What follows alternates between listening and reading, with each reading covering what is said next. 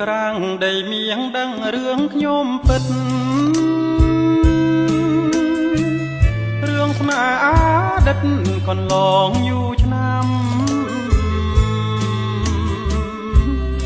នាពេលខ្ញុំបិន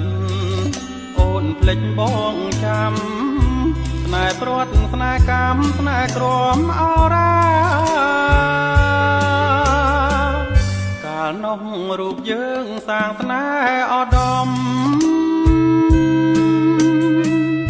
លើកំពូលភ្នំមេជាមេបា